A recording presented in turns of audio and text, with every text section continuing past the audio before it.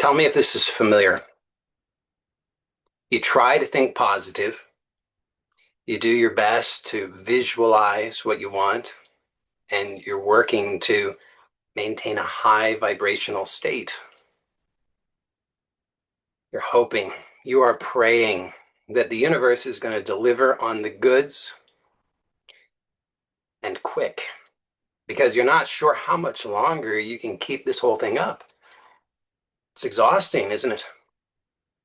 Well, I understand because I did that too.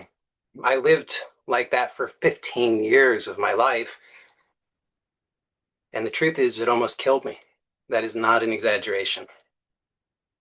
Now, the good news is that I was blessed to discover a very important truth that totally transformed everything for me. And it can do the same for you.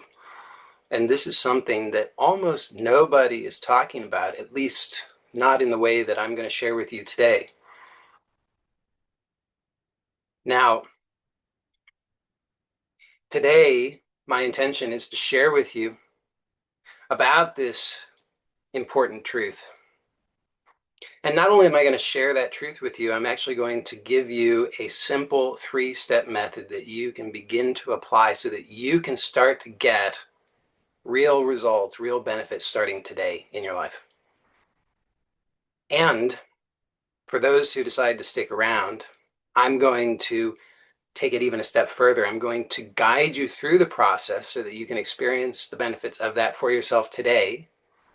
And I'm going to talk you through a couple of different real world types of scenarios in which you could apply this so that you can start to improve those things in your life.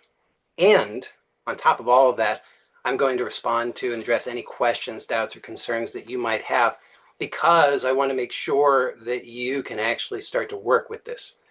Because I know that when you do, you will reap the rewards. You will get so many benefits in your life.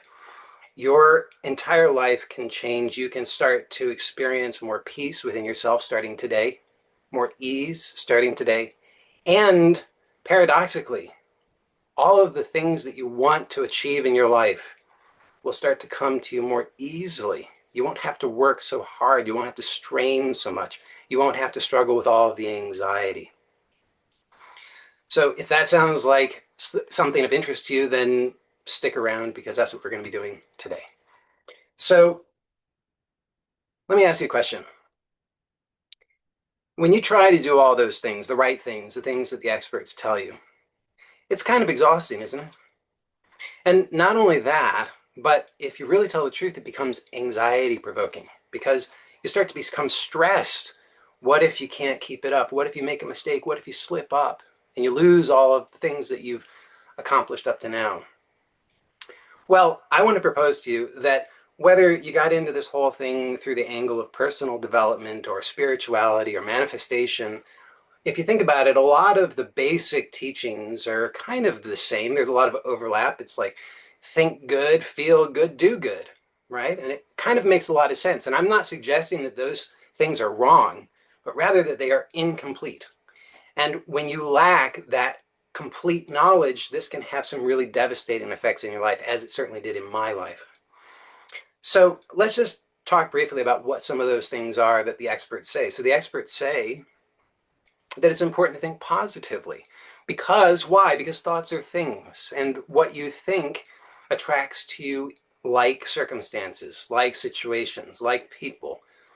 And so you start to think, well, I better think consciously, positively. So you affirm to yourself, I am healthy, I am wealthy, I am powerful, I am attractive.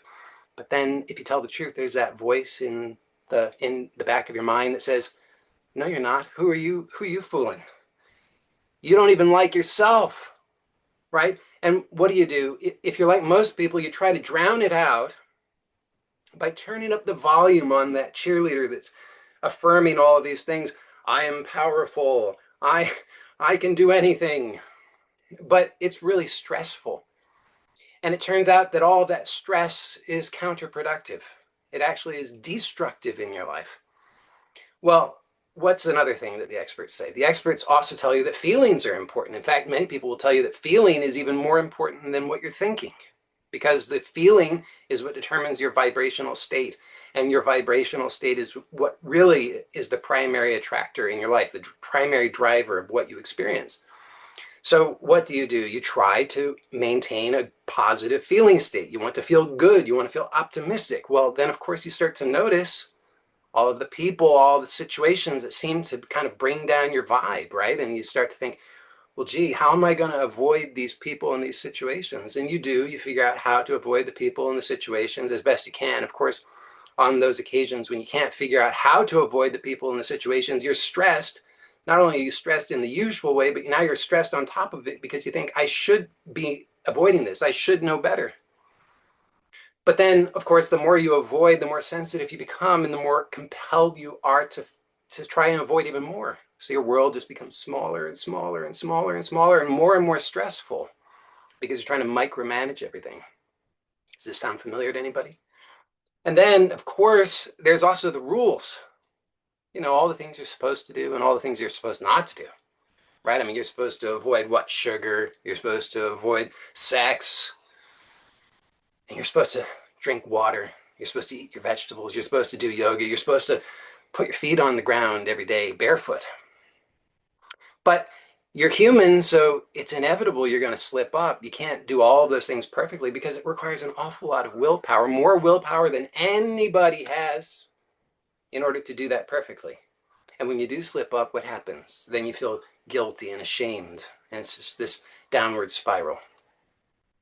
So that's the situation that most of us find ourselves in, some variation on that at some point. And, you know, if you think about it, when you first got into all of this stuff in the first place, it was because you were hurting. It was because you were experiencing that pain, the confusion, the frustration, the disappointment, the discouragement, and all of those things. And you wanted a solution, and you thought, hey, this is it. This is the solution. And you start putting it into practice.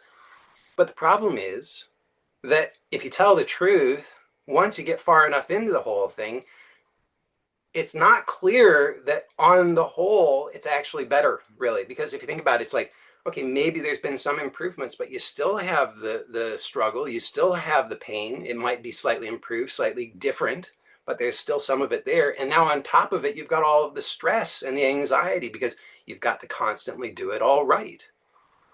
And there's the fear of losing what it is that you think that maybe you've gained through all of this. So this is exactly the kind of thing that I did. And let me tell you a little bit about how it is that I came to discover this truth that I'm going to share with you today, because the way that I did things really is, it was just that I took to the logical conclusion all of the things that the experts said to do. And it didn't work out well for me. Now, I'm not saying that the way that I did it is the way that everybody does it, but I think that you'll probably recognize something of yourself in this. So about 25 years ago, I was living by myself in Los Angeles, California. And at that time, I was making $12,000 a year. This is going to be relevant in a moment.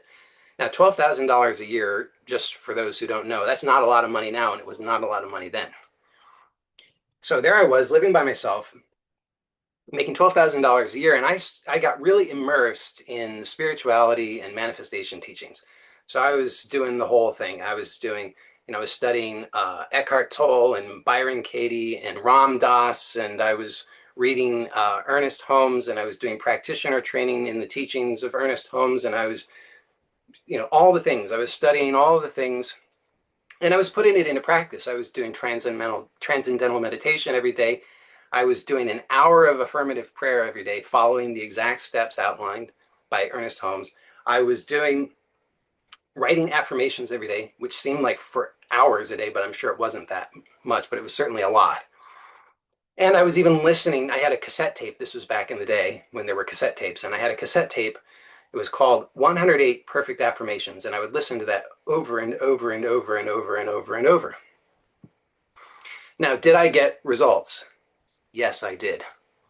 I mean, if I hadn't gotten some results, then I probably wouldn't have kept it up. I did get some results. An example of one of the results that I got was that I went from making $12,000 a year to making over $500,000 in a year in a very short amount of time. So on the surface, my life looked pretty good.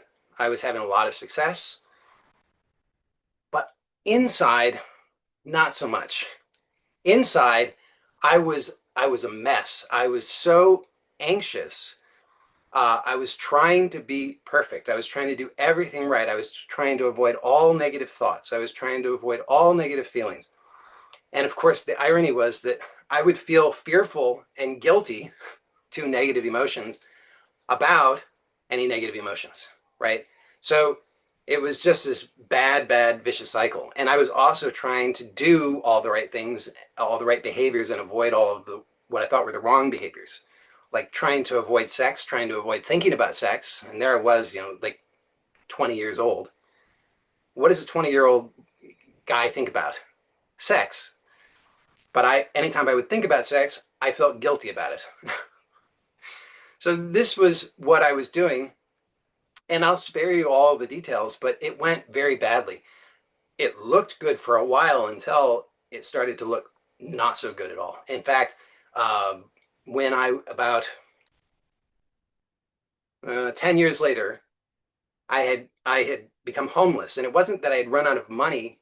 It was because I just couldn't hold all of the stuff together any longer. The anxiety that I was experiencing was so severe that it just resulted in me being homeless. So then things got even worse. I got really sick. And a couple of years later, I was on the brink of death. And that's not an exaggeration. And even my wife reflected to me that at that time, she also really believed that I was going to die. I didn't have any hope. I thought I had exhausted all of my options twice over. I had really done everything that I knew, and I had done my hardest, tried my hardest. And it was there that in that moment of absolute desperation, when I didn't know what else I could do, that something opened up inside of me. I guess I surrendered, you could say. And something was revealed to me, and this is this truth that I'm going to share with you today. That truth, absolutely, and this is no exaggeration whatsoever. This truth single-handedly, completely changed my life for the better.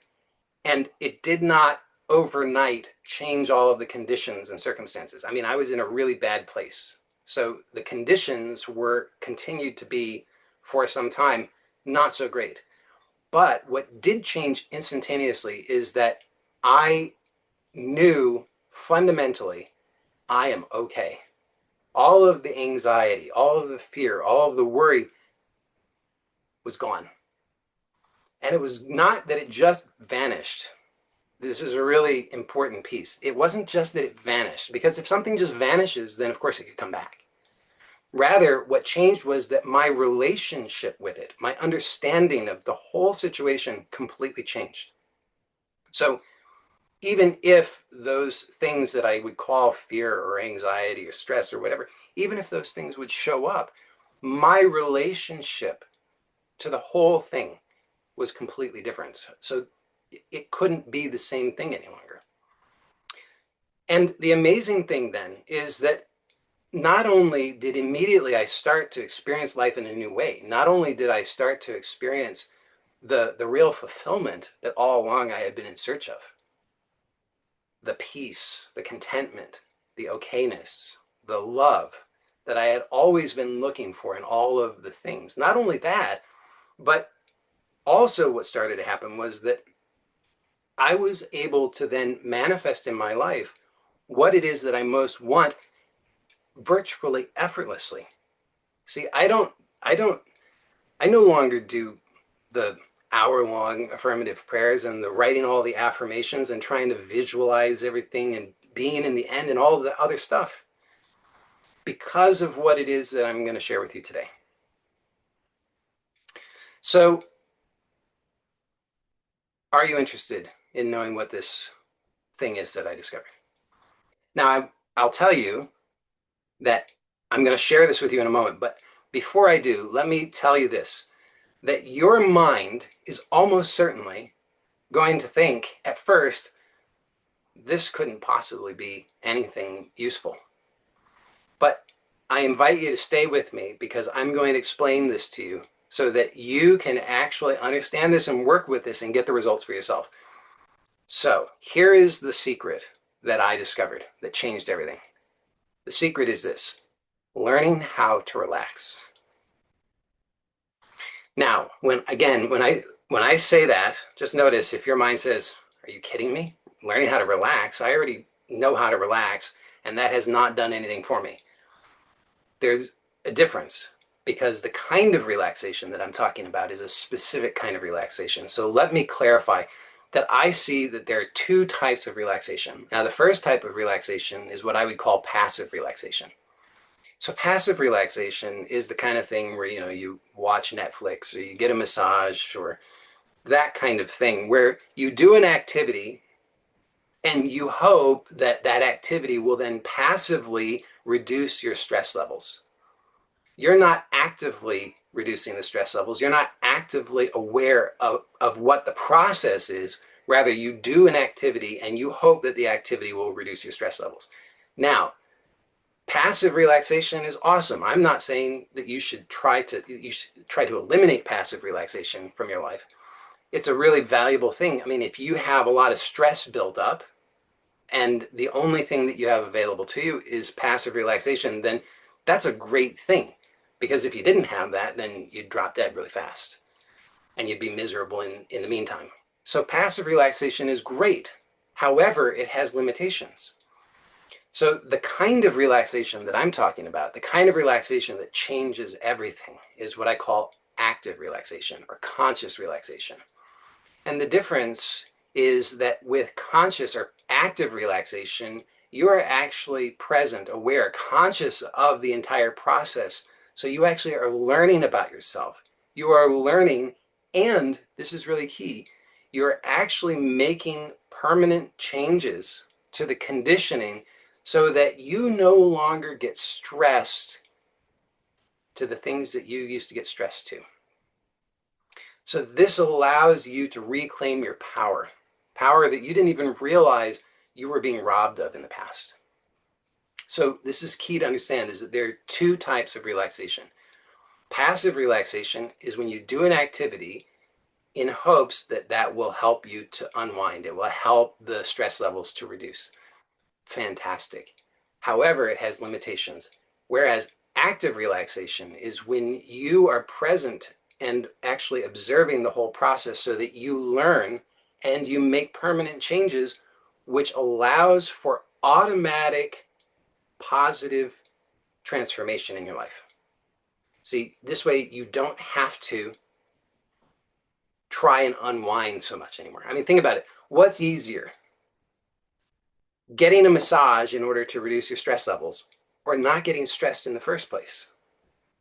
Now, I'm not saying that a massage might not be nice, but if every time that you experience stress, you have to get a massage or you have to watch Netflix or you have to do whatever the activities are that you do, then that's probably not optimal. Whereas if you can actually change the conditioning so that you are no longer getting stressed in the first place, just think about what a difference that could make. So I'd like to then just share with you a little bit about how I understand how this works, because I think that that can be useful for a lot of people. It's not absolutely necessary, but I think that for a lot of people, having some kind of theoretical understanding of the mechanism by which something works can be useful. So if you think about it, when you're stressed, then that is because unconsciously something in your nervous system is perceiving that there is a threat. Okay? And so nature has created things such that when you perceive a threat unconsciously, your entire nervous system, the function of your entire nervous system changes. Entire parts of your nervous system go offline. and this is really what we could assume, at least, that this is advantageous. I mean, if there is a predator that is about to eat you, then it's not much use to give a whole lot of energy to the prefrontal cortex so that you can think about, what kind of bear is this? Because by the time you've completed that thought, you've already been eaten. So instead, nature has arranged things so that those parts of your brain just shut down. And instead, all of the energy is directed to these things that are just automatic responses. They are responses to a perceived threat. So there is a perception of a problem and there is a reaction to the problem. And that is the state that most of us find ourselves in most of the time. Now, in your brain does not differentiate in this sense between the hungry, angry bear and a loved one having an expression on their face that you interpret as disapproval. According to your brain, as long as the association is there as of threat, your brain treats them both in the same way, which is, I am in danger. My life is in danger. Shut down all of these parts of the nervous system and funnel all of the energy to trying to react to this problem. And that is a state which is very useful, one would assume, from an evolutionary standpoint in terms of survival of the species. And it is absolutely, it is catastrophic if you are reacting day in and day out to non-threats as threats. And that's what most of us are doing. So when you are in that state, when you are in a stressed state, you are not able to actually access the options and opportunities that are right there in front of you.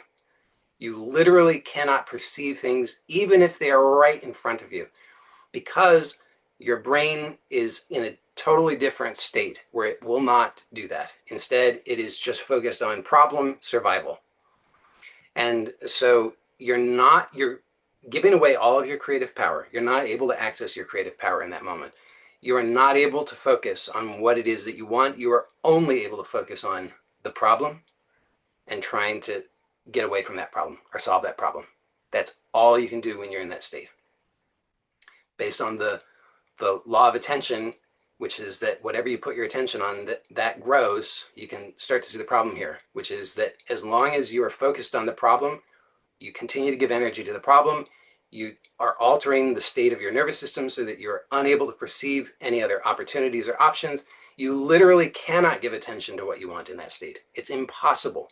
You try to do it and instantly it will be turned right back around to what you don't want, the problem. Because as long as you're in the stressed state, that's what's going to happen.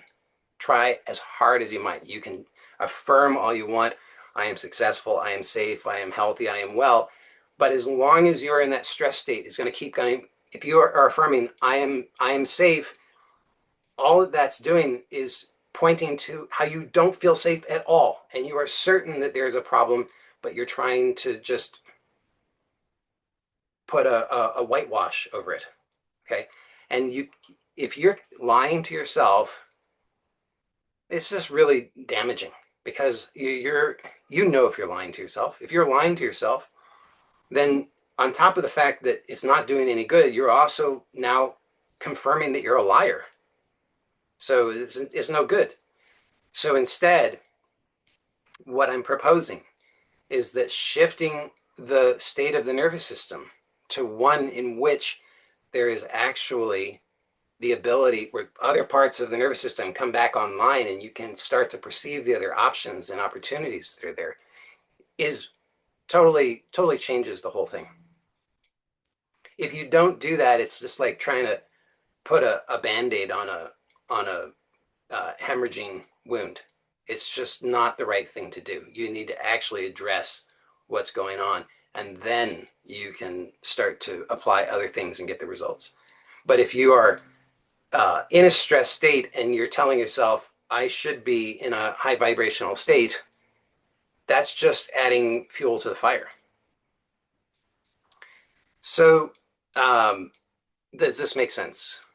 That if you are in a stressed state, then then no matter what you do, you are still going to be exacerbating the problem, and you can't help it. So the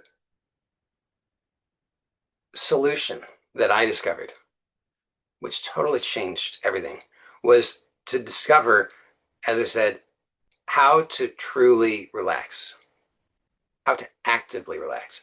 Because by changing the conditioning in the nervous system so that those things that were previously triggering these stress responses are now no longer associated as threats, means that when you encounter those things in your life, nothing gets triggered.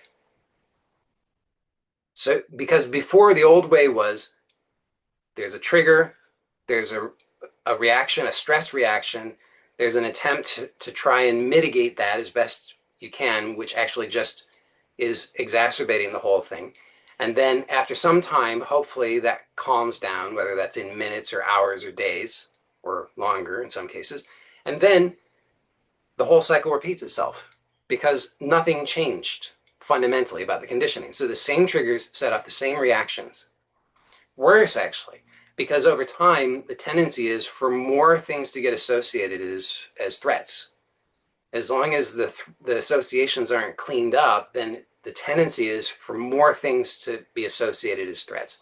So over time, it just adds in more and more and more stress, and the whole system just gets tweaked. It's just constantly in this alert state, constantly stressed. So by utilizing the active relaxation approach, what actually is happening is it's a recalibration of the nervous system. It's a retraining, it's a resetting. Now, instead of those associations being there with things that are not actually threats, you're able to train your nervous system so that it can now know that's fine. It's no problem. So you're not just telling yourself all is well, I am safe, I am healthy, I am happy, I am successful, I am wealthy. You're not doing that. Instead, your nervous system actually knows, oh, that's good, it's fine. Just notice the difference. And that's possible with active relaxation. So now, as I had promised, I'm going to share with you a simple 3-step method that will allow you to begin to work with active relaxation in your life. So these 3 steps, as I've said, are very simple and they work as long as you work them. But if you have the wrong expectation and you think, I will hear these 3 steps once and then everything in my life is going to be just easy and nice and pleasant from now on, that's the wrong expectation. You'll be disappointed. And then you won't get the benefits because you won't work with it. So please understand that these 3 simple steps do work when you work them.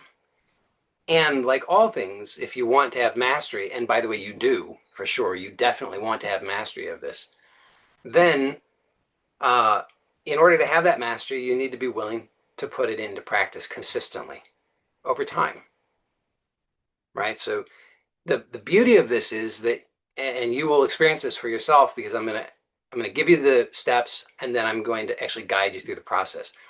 So you'll be able to experience that you can have immediate positive results with this.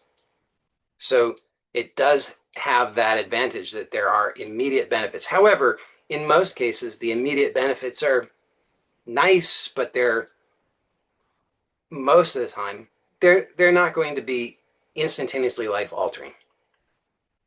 So again, if you have the wrong expectation, then you'll be disappointed. But if you have the right expectation and you put this into practice consistently, you will be very pleasantly surprised with the results.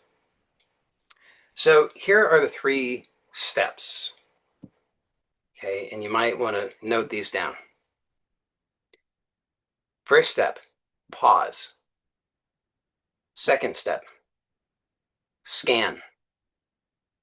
Third step, release.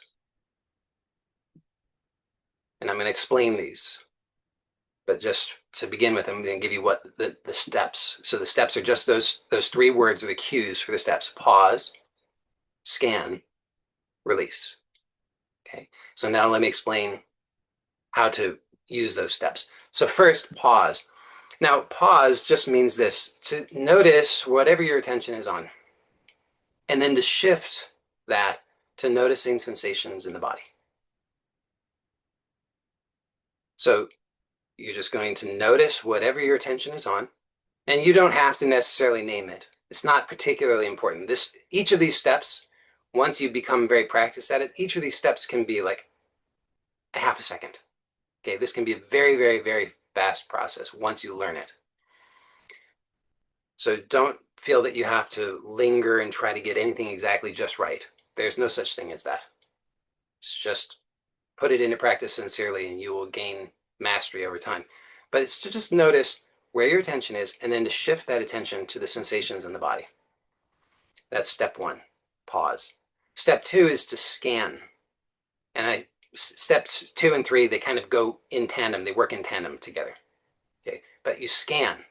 So scanning means you're going to systematically scan the sensations in the body, or at least what you associate as the sensations in the body. You can do this in any way, in any order that you want, but for example, from head to toe. So you're going to scan. And as you scan, again, keep it light and easy. So if you approach this in a heavy way, if you're trying to get it right, and this is very serious, heavy kind of thing, you'll get very serious, heavy kinds of results, which is not what you want. So instead, just keep it light and easy. You're being curious. There's no right or wrong. It's just whatever you notice. Okay, so you're going to scan. And then, third step, again, in tandem, is as you scan, you're going to release. Now, by release, what I mean is that you're going to let go of whatever you are able to easily let go of. Nothing more than that. So as you scan, you're going to notice if there's anything that you can let go of. And if so, you simply let it go to the best of your ability. Even if that's just 1% of what you think is possible, that's fine. Even if you think, it doesn't seem like I'm able to let go of anything, absolutely fine. There's no problem. See, the goal with this method is not to become perfectly relaxed. That would be the goal of passive relaxation. But the goal with active relaxation is to learn. So it's a nice benefit if you experience what you would normally consider to be perfect relaxation. In other words, if you sense that there's no longer any muscular tension that doesn't feel pleasant to you, then that's nice. That's a nice side benefit. But that is not in and of itself the goal. I know this seems strange because you are accustomed to thinking, well, relaxation means that I entirely like all of the sensations and it's very pleasant and there's no tension.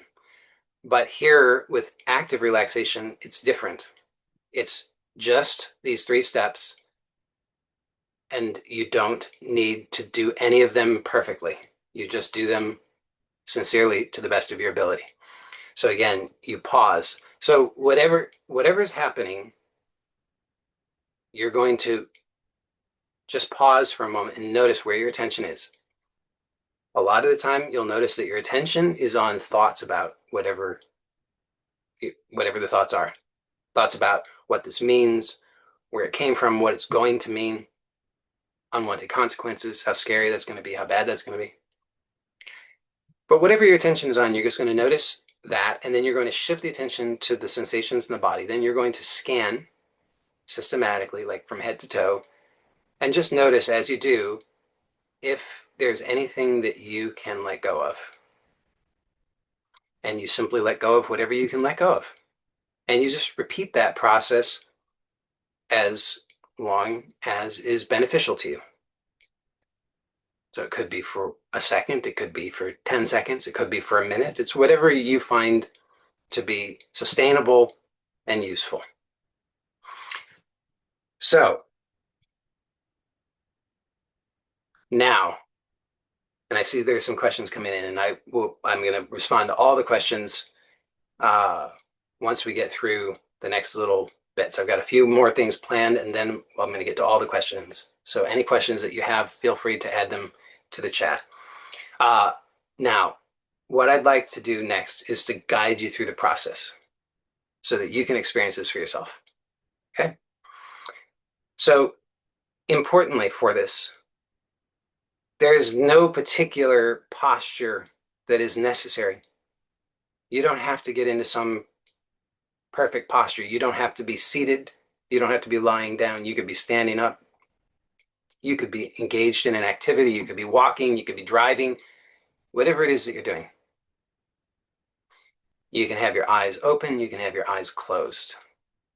There are no prerequisites. There are no conditions that are necessary for this other than just that you're alive and conscious enough to do it.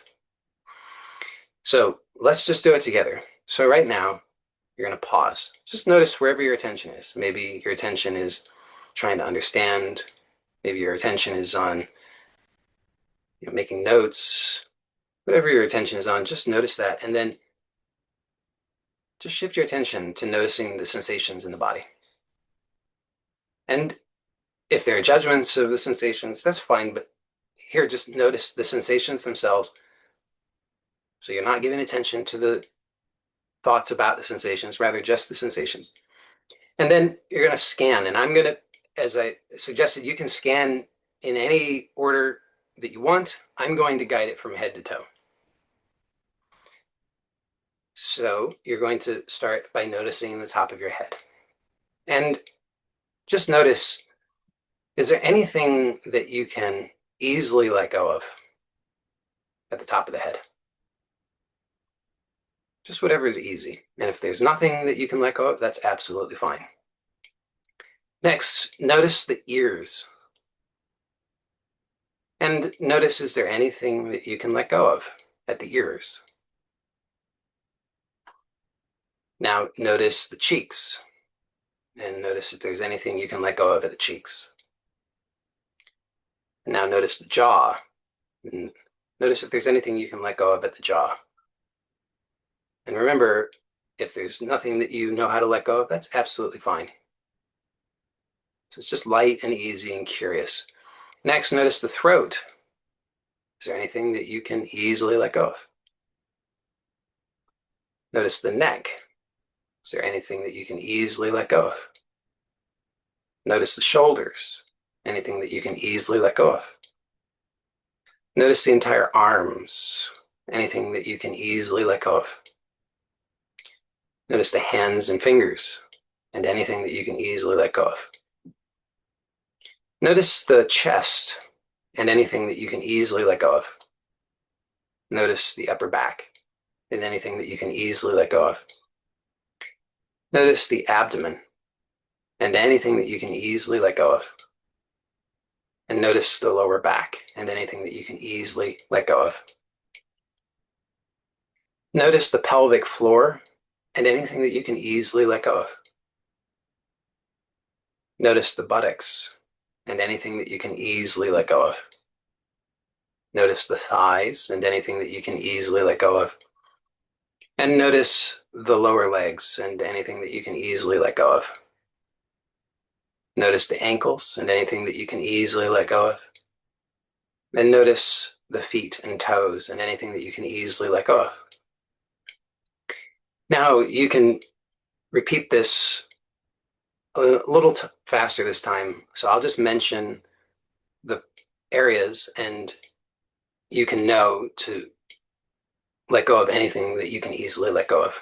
So top of the head, ears, cheeks, jaw, throat, neck, shoulders, arms, hands and fingers, chest, upper back, belly, lower back, pelvic floor, buttocks, thighs, lower legs, ankles, feet and toes. And one more time, a little faster. Top of head, ears, cheeks, jaw, throat, neck, shoulders, arms, hands and fingers, chest, upper back, belly, lower back, pelvic floor, buttocks, thighs, lower legs, ankles, feet and toes. Now, just notice what's changed.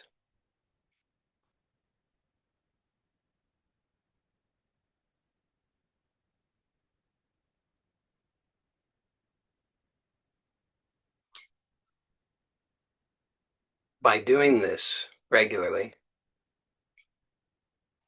anytime that you notice stress, you can first help yourself to experience more peace and access your creative power now.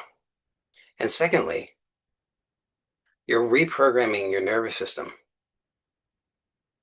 specifically for more peace and to be able to access creative power more regularly. So next, I'm going to suggest a couple of ways that you can use this in real life situations, just so you can understand some context for how you might be able to use this. There's really no limit at all to how you can use this. The main thing, as I said, is just to start to notice, remember to do this anytime that there's any stress. So stress starts to become the reminder to do this. But I'll give you a couple of examples. So first of all, imagine a situation in a relationship with somebody. Um, could be a a friend, it could be a spouse, it could be a parent, it could be a child, it could be a neighbor, it could be a boss, it could be an employee, it could be government worker you're interacting with, whoever it is. Just imagine that. And imagine a situation in which that person is expressing disappointment in connection with something that you did or didn't do. Make sense? So I want you to imagine some kind of interaction with another human being where that other person is expressing disappointment connected to something that you have either done or not done. And just notice, what is your usual reaction to that? What comes up? What's the impulse inside of you? There's no right or wrong. Just notice what's there. Sometimes some people, their impulse is to try and correct things. They want to please the other person. For some people, they want to try and avoid the situation. For some people, they'll try and assert themselves and prove that the other person's wrong. So whatever it is, you just notice whatever that is in you. Now, just right now, go through the active relaxation method. Pause, scan, release. Just lightly, gently. Do it now.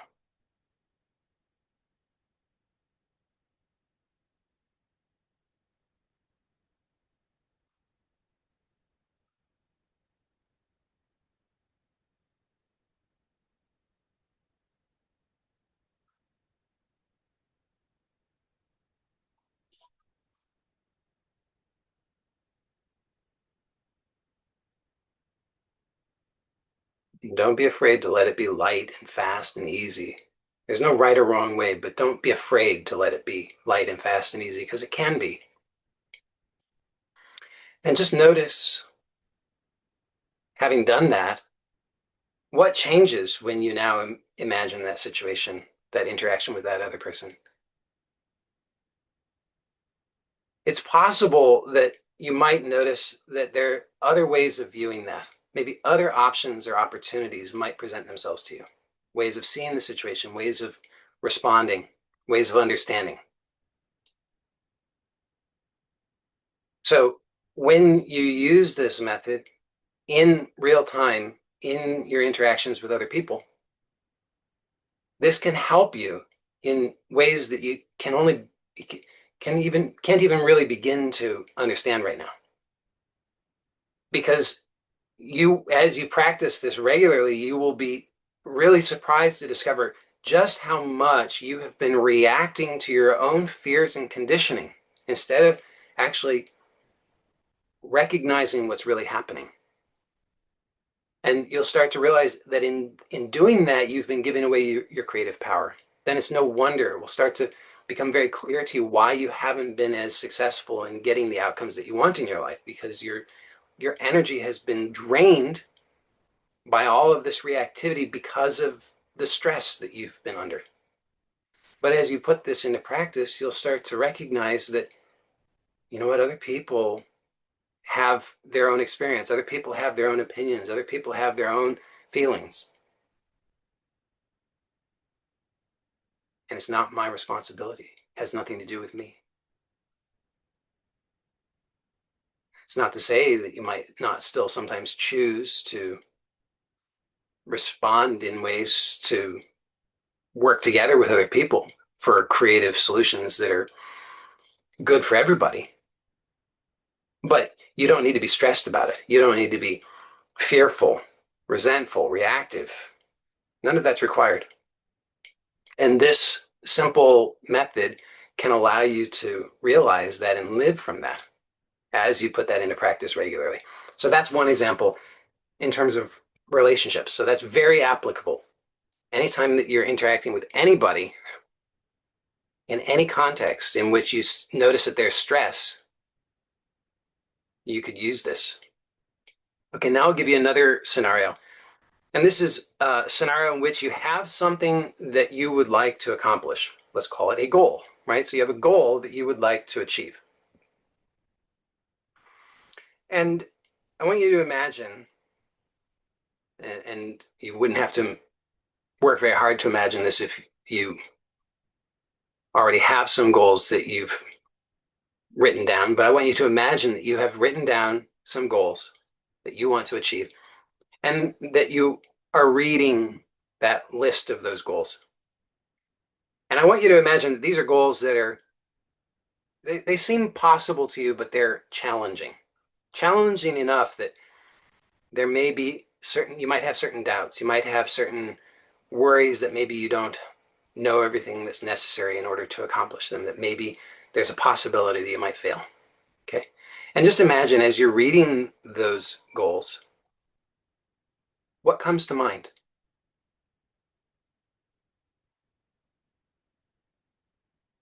Do you notice that as you imagine reading those goals, that there some of those fears, some of those doubts come to mind? Some of the worries?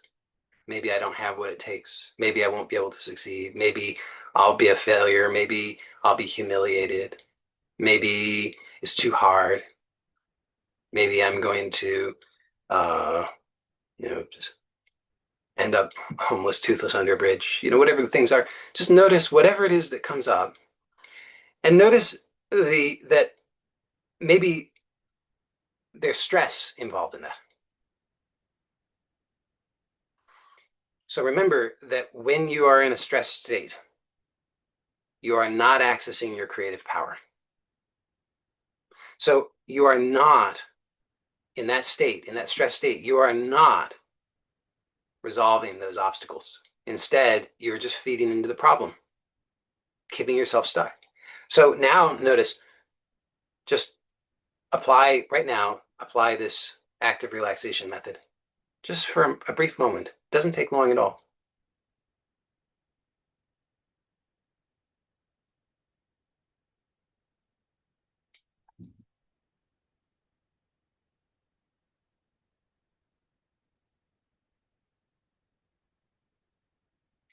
And notice, even that very brief moment, what does that change? What does that shift for you? It's possible you might notice that you start to perceive these obstacles as opportunities for growth and learning instead of as threats. You might start to notice that you have easier access to creative solutions. So actually the amazing thing is, remember I said earlier that by using this method, not only did I find that this allowed me to experience the peace and fulfillment that I've been looking for, but it also allows me to achieve the things that are really important to me virtually effortlessly. Now, the basic rules do apply. I mean, you have to know what you want. So I also do that work to get clear on what do I want. But then as I give attention to what I want, I don't strain. I don't try hard to overcome the obstacles. I don't try to dismiss them, push them out of mind. I don't try to defeat them. Instead, I just use active relaxation. And active relaxation allows that creative intelligence that's within to easily, effortlessly, automatically provide solutions. Does it always provide the perfect solutions instantaneously to all obstacles? No. In theory, it certainly could, but maybe when a person has completely mastered active relaxation, then that happens. But until that complete mastery, maybe sometimes there's a little practice necessary. But it certainly will instantaneously give greater access to that creative power, which will certainly instantaneously begin the process of revealing solutions. And the more that one practices that, the more those solutions just flow. So does this make sense how it's possible to use this method in order to help yourself achieve your goals more easily? So you still need to do the work of getting clear on what you want. But then putting attention on what you want, you can just notice that obstacles come up in your mind. You can notice them. And at that moment, as soon as you realize the obstacle and as soon as you notice there's any kind of stress, even the smallest amount of stress, you can just apply active relaxation and you'll see that solutions will start to flow. Again, it may not come instantaneously to your conscious mind, but I promise you'll see that this gives very good results. So hopefully that makes sense how you can apply this. Now, I want to give you a couple more things and then I'm going to also respond to any questions that people have because again, I want to make sure that everybody understands how you can work with this to get results in your life.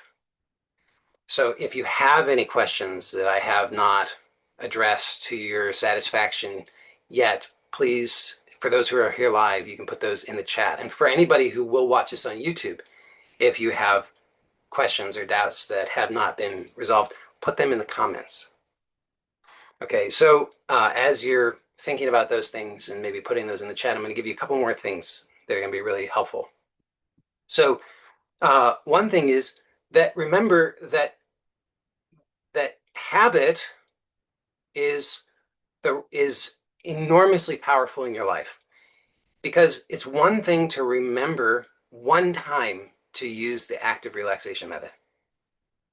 Of course, it's great, right? I mean, you can do it once, you get some nice results, but it's a whole other thing. If you make that into a habit, when it becomes automatic and when you don't have to think about it, but it becomes your automatic habitual way of responding in life, that's when the real magic happens.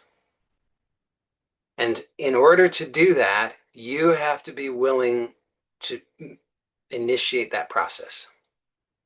So if you want to get the real benefits that are available here, not just the initial thing, but the compounded benefits that just grow and grow and grow over time until your life is totally different.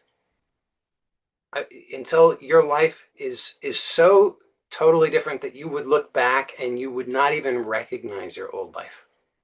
That's possible when you make this a habit. So in order to make this a habit, here's what I recommend. You need to do it at least once a day. And in order to do it once a day, you need to remember to do it once a day. Now, the ideal, of course, is that anytime you experience or notice any stress, that becomes the reminder to do it. But initially, you're not going to remember. So instead, what I recommend is that you do this. Now, hopefully everybody has something to write with, because I want you to take this note down. I want you to write down, I commit to practicing the active relaxation method whenever I experience stress. Write that down. And then I want you to choose a place where you're going to put that so that you can see it every day. So think about, where is that going to be? Where are you going to put it that you're going to see it every day? You just need to be able to see it at least once a day. So I want you to think about, where is that going to be that you can consistently every single day make that part of your routine, where you're going to see that. You're going to consciously choose to read it so that you'll remember. So figure that out, where you're going to put it. And then I want you to imagine yourself following through on that. I want you to see yourself right now following through on reading that tomorrow and the next day and the next day. So make sure you're going to put this in a place where you're actually going to follow through. You want to be able to imagine it. If you can't imagine it, you're not going to do it. So I want you to put it in a place where you can imagine yourself succeeding.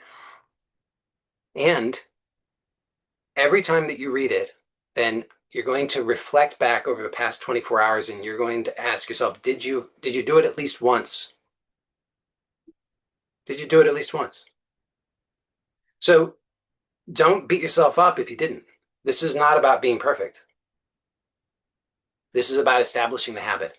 So you start where you are, you start small. So you're just going to put this is your intention. You're going to put this up so that you can read it, so that you can start to benefit from it. You're going to check in on it at least once a day, and you're going to reflect back, how did I do? Over the last 24 hours, how many times did I actually put this into practice? If your answer to that is 0, that's okay. Ask yourself, what could I do to improve that situation for myself? How can I help myself to remember? Because obviously, if I didn't do it in the last 24 hours, I didn't remember. So how can I help myself to remember? This is about making small incremental improvements day by day, because in that way, this will become a very strong positive habit in your life. Now, let's say that you read it and you reflect back over the past 24 hours and say, hey, you know what? I did it. Okay, well, great. Congratulations. Then ask yourself, how could I improve that even further so that it can become easier, even easier, right? You want it to be easy. It's got to be easy. You want it to be easy and enjoyable. So you just ask yourself, how could I improve it so it would be even easier and more enjoyable? Okay, one more thing. And this is that every time that you read that, practice the method right then and there. Because that way, at least once a day, you're going to practice it. If you forget for the other 24 hours, at least once a day, you're going to do it once, okay? In whatever way works for you. It does not need to be, you don't need to do it for a long period of time. Even if you do it for just 10 seconds. I'm not saying that's necessarily ideal, although it might be. But I'm just saying, set it up for success, right? So if you're just going to follow through once a day, make it sustainable for yourself. Make it something that you want to do, because it is adding value to your life, because you're feeling better, because you're achieving more of what you want more easily, because it helps you in your relationships, because it helps you to have better health. It does, by the way. I mean, if you think about it, stress is the #1 cause of so many health problems. So every little bit that you do to help yourself experience less of that, that's unnecessary, that's only going to have positive effects. Okay, so commit to that.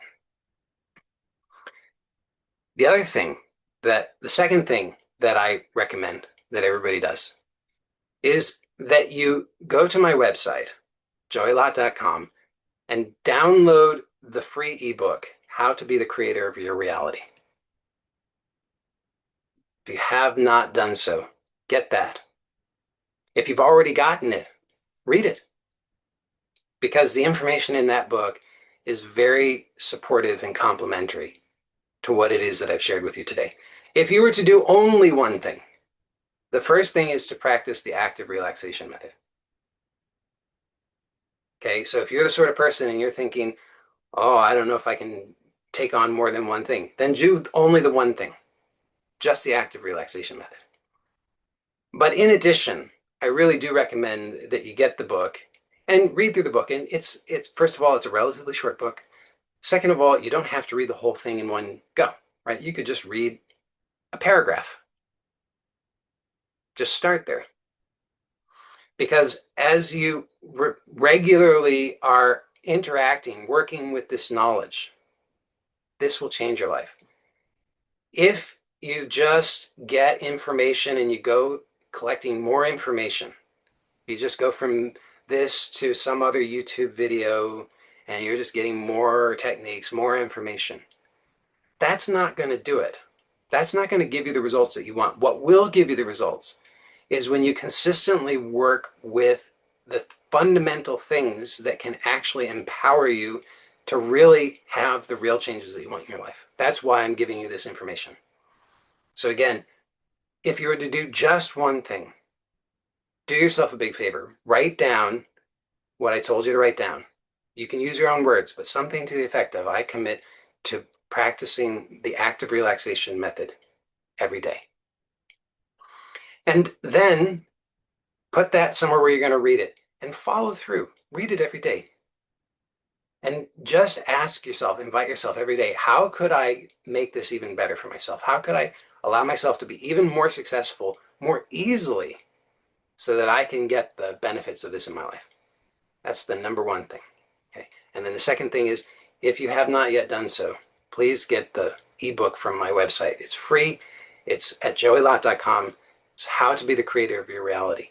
That information is very complimentary. When you work with those principles along with the active relaxation method, you will see slowly but surely, and maybe even not that slowly, major positive changes will take place in your life, not just superficially, but very deeply. You will know that you are empowered.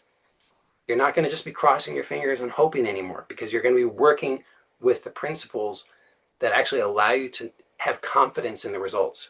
You're going to really understand how your experience is actually organized.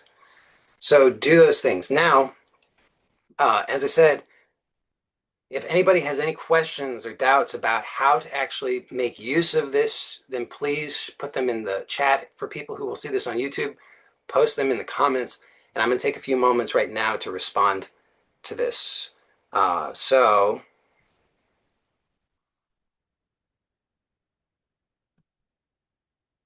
Johanna says, I'm glad that I found a mentor who did the work that I did not want to do. I knew there was a shortcut or an easier way. That's right. You get to take advantage of my hard work. So Sophia says, so I stop it immediately when triggered. So it's not to stop anything, but rather to shift your attention, noticing the sensations in the body, and then just scanning lightly and just inviting yourself to release or let go of whatever you can easily let go or release. So stopping would presuppose that there's something there that you need to stop, and that creates resistance. And that's actually a big part of what keeps the old cycle, that vicious cycle, in place. So here instead, you want to just shift your attention to the sensations, just noticing the sensations, and you're allowing all of the sensations. You're not trying to make anything go away or stop, but rather you're just noticing, what is it that's here that I can easily let go of. Now, to let go does not mean that you're trying to get rid of or stop anything. This is an important distinction, because a lot of the time that's the way that we translate that for ourselves. We think letting go means getting rid of or stopping, but that's not true. Letting go means letting go, right? So if you had something like, okay, you can actually, as silly as this is a useful experiment to do for yourself, because it will give you the actual feeling of it. So take something that's not breakable and it's not going to break something else if it drops, put it in your hand like this, and then just let go. That's what letting go is. So letting go does not, by the way, you could do it this way too, right? So let go. So when I let go here, it doesn't necessarily go anywhere, but I'm not resisting it any longer. I'm not trying to do anything with it. And if I'm doing it this way, then it just falls, right? So it's not about getting rid of or stopping. It's just about letting go of whatever it is that you can easily let go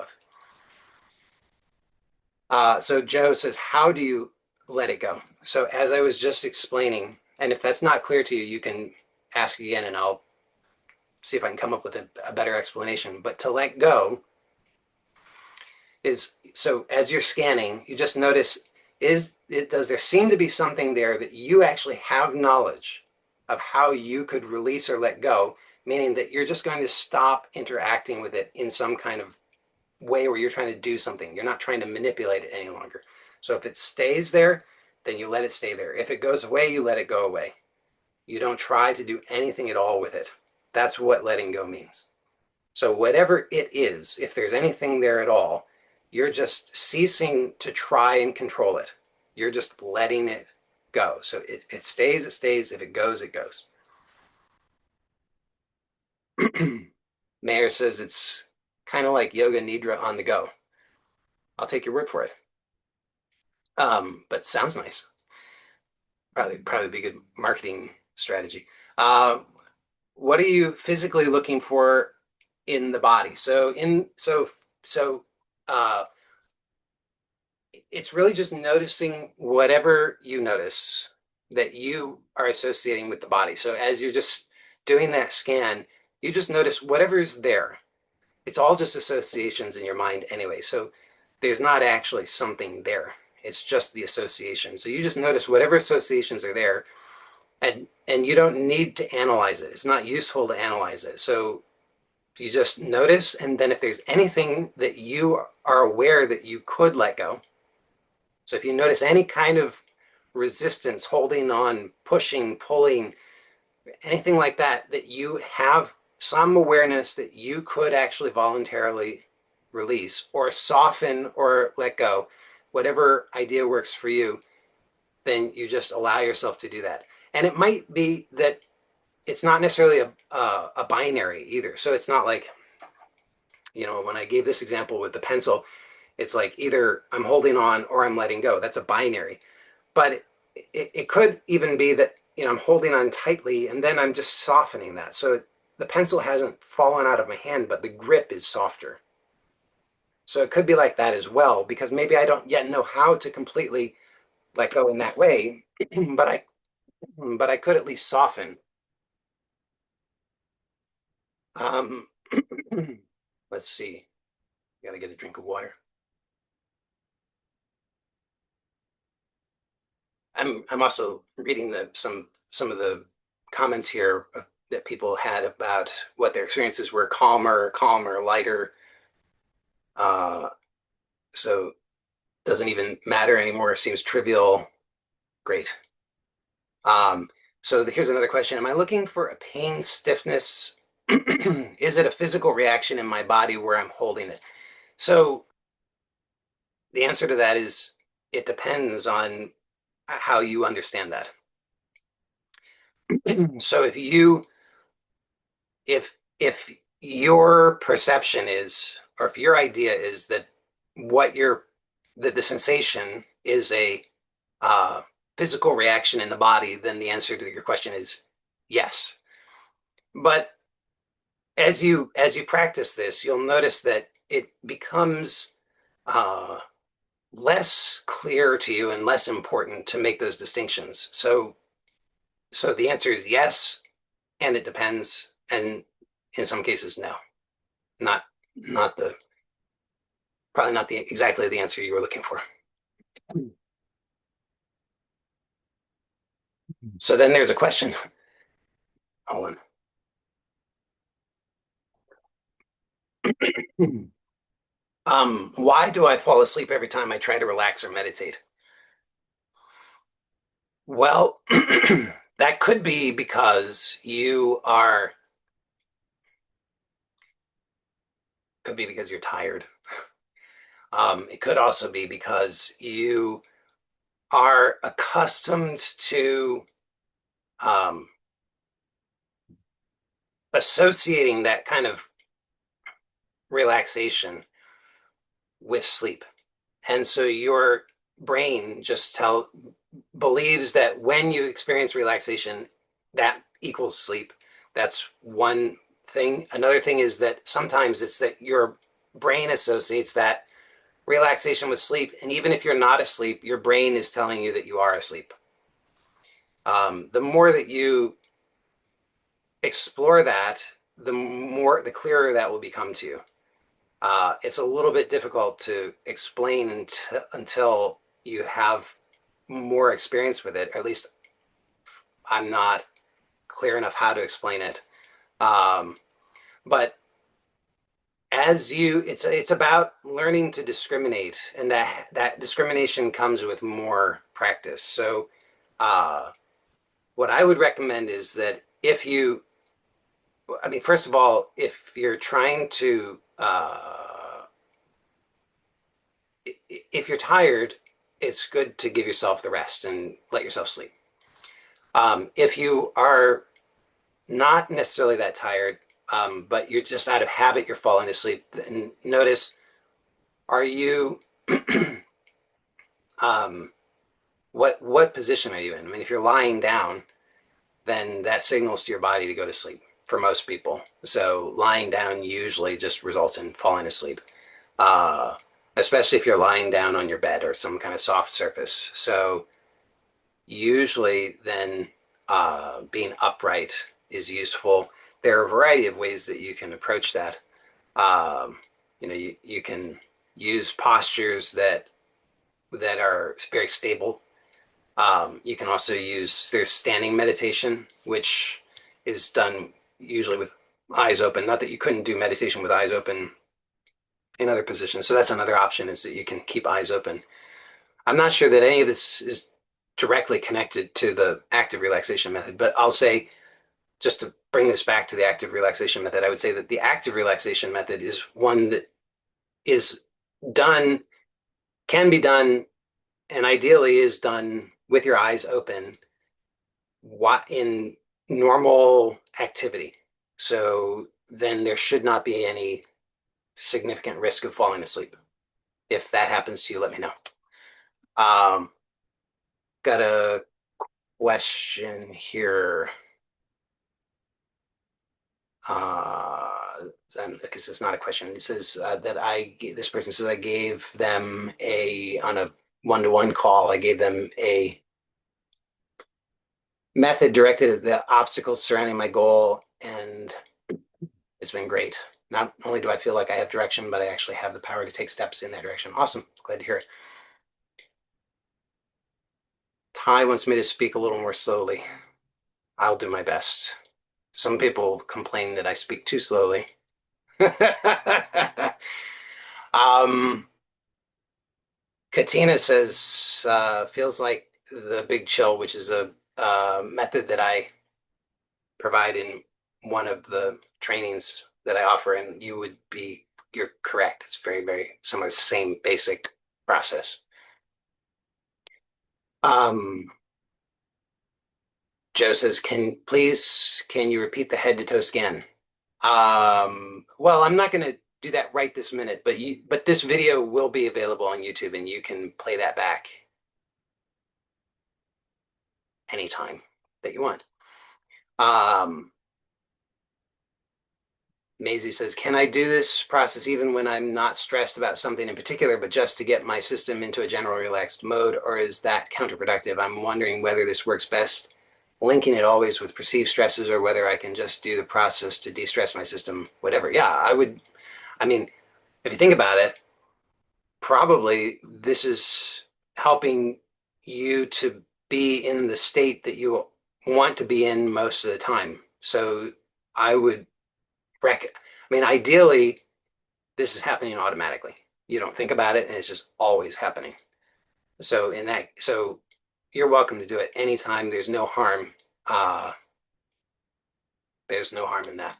I'd even go so far as to say that I'm pretty sure that even when there are actual threats, which are pretty much not going to happen, uh, but even in the case of real threats, I'm pretty sure that actually uh, doing this can be useful in those situations as well.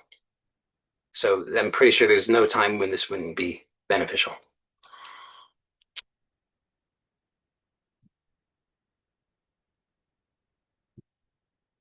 Um, okay, here's another one. Can I alternate scanning from part of body where charge is to opposite part of body and back, like solar plexus to lower back, and again solar plexus where charge is? Yes, yeah, that's a perfectly fine way of doing it. So that there's actually entire methods that not methods that I work with particularly, but there are methods that people use that use that idea. And so validated way of doing it. So that's perfectly fine. Another question. Will this exercise yield the same result as letting go and letting God? As in, come unto me, all ye who are heavily burdened, and I will give you rest. Well, yes. I mean, I would say um, that to me, this is the how. A lot of people talk about letting go, letting God, but they don't explain how to let go and let God, right?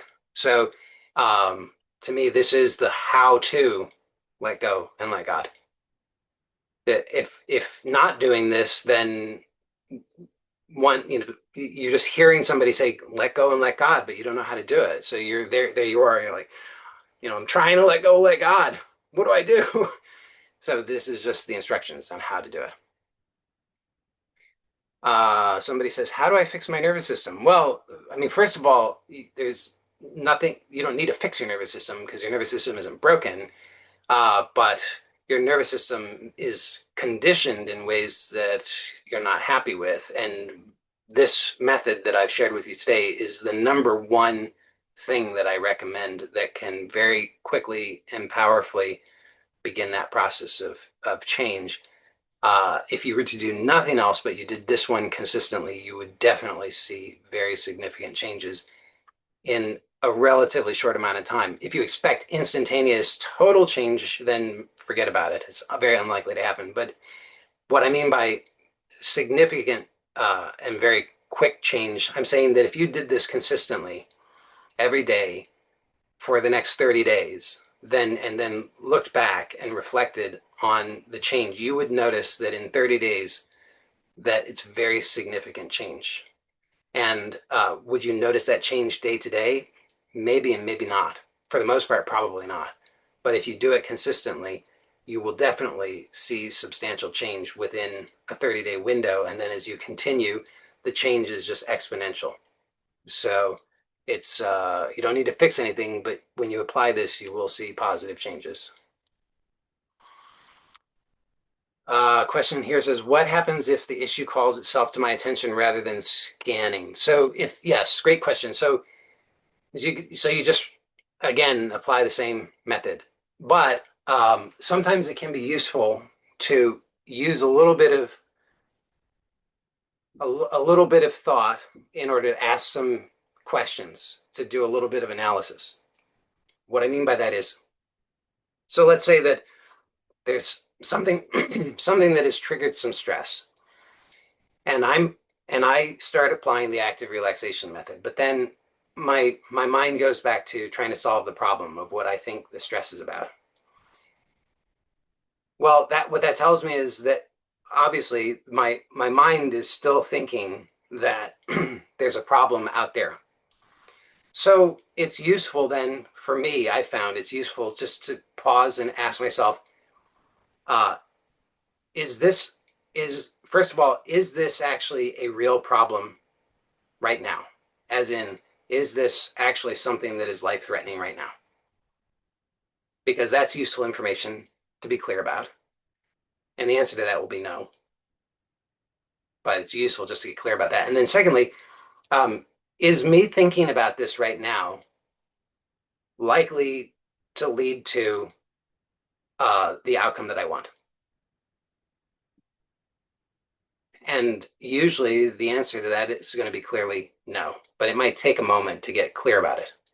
But once there's clarity that it's not actually a real problem and I mean, not like life threatening right now, and me thinking about this right now is not likely to lead to a positive outcome, then it becomes pretty clear that my best option is to continue to apply active relaxation. And then I would recommend just repeating that as needed. So again, do the active relaxation method. And then if the mind goes back to thinking about, oh, but I've got to do something about this, and what am I going to do about it? Then just again ask, okay, but right now, is this actually a real threat? And is me thinking about this right now actually likely to lead to a positive outcome? If so, great, think about it all you want. But if not, then do the active relaxation method. And it can be useful to remember that the active relaxation method is not about trying to avoid something. Rather, the active relaxation method is about uh, acknowledging that there's not actually a life-threatening problem right now. And therefore, I'm best off to allow myself to open up to all of the options and opportunities that are actually here. And again, reconnect with my creative power. By doing so, I put myself in a position to best be able to find the creative solutions to these things. So I'm actually putting myself in a position where I'm much more likely to have the desired outcomes versus if I stay stuck in that stressed state.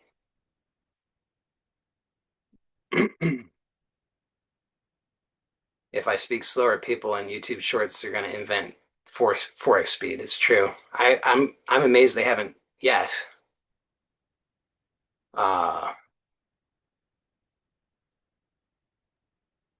Somebody says this is like a mini living fearlessly technique, but in real time. Yes. I mean, this was so a lot of, you might notice that I oftentimes tell a similar story about how I came to discover the solutions because the solutions are all variations on the same thing. This is the same, this is the living fearlessly technique, but like the heart of it.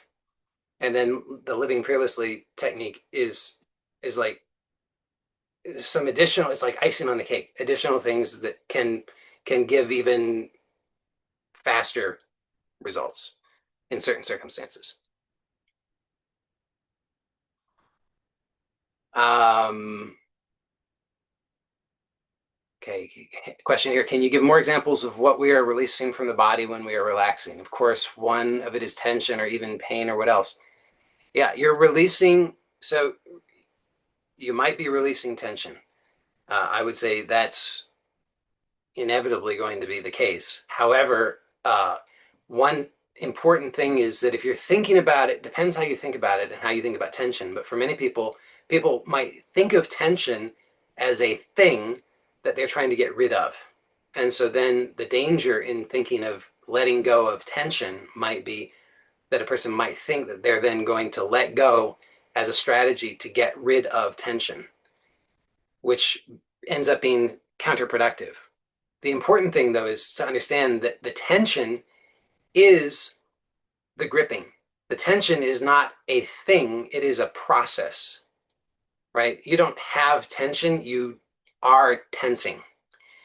So the letting go is the releasing, the letting go of that gripping, of the doing, of that tensing. So there will be a release of tensing, but I think it's usually just more helpful to just understand it as you just scan and notice, is there anything, without overthinking it, is there anything that I'm able to obviously let go of or release here now? If so, do it to the best of your ability. If not, move on. Because if you overthink it, then you're going to get hung up in creating new problems for yourself. So that's why I say make it light and easy. It's just a curiosity. You're just noticing, okay, anything here that I can easily, obviously let go. Anything I can easily, obviously let go. Anything I can easily, obviously let go. And if the answer to that is no, it's like, great, that's totally fine. Move on. Because the goal, and this is important, the goal, again, with active relaxation is not to necessarily get into that perfectly like blob state. That's not it. That's the old thinking. The old thinking is I need to get into that state where I'm not feeling anything, where I'm totally like, a blob on the couch. But that's not what this is about. This is about learning. This is about learning about how you're doing things, what's really going on, and retraining yourself so that you're no longer reacting in the first place to things that are not actual threats. Great. So that's all the questions in the chat for now. So we'll wrap this portion up for those who are here live. We'll stay on for the group coaching. Just a reminder for people who will watch this on YouTube, in addition to getting the free ebook when you go to my website and sign up, you'll also get the information so that you can join these meetings live. And that means that you can also stay for the group coaching portion, which follows, which is free. So I don't know why you wouldn't do it.